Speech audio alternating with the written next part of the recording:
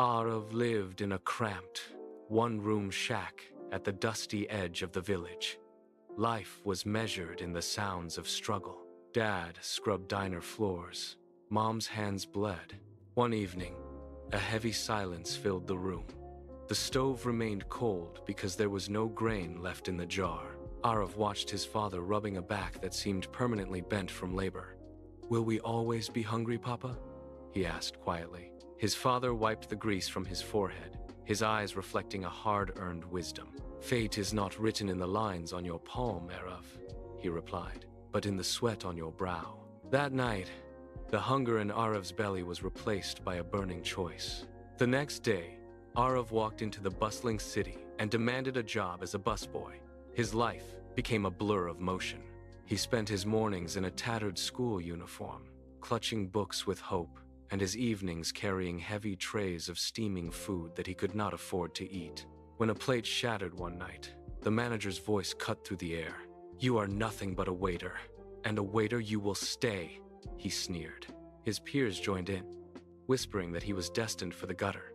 Aarav said nothing. He simply swept the floor cleaner than it had ever been, serving every guest with a steady, humble smile that hid his growing exhaustion.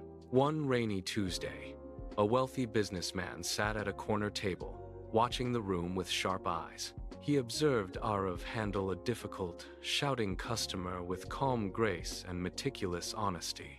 While others would have snapped, Aarav remained a pillar of professionalism.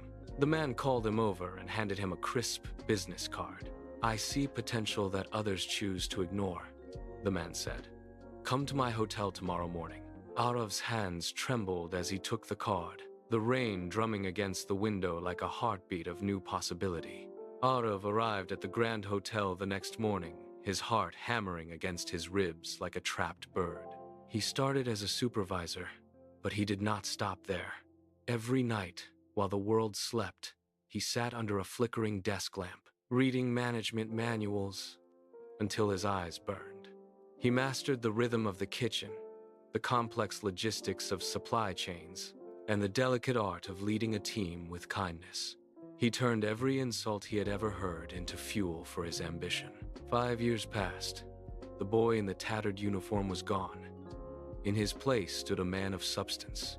The once mocking villagers now stood outside a glass-walled office, waiting for an appointment with the man they once ridiculed.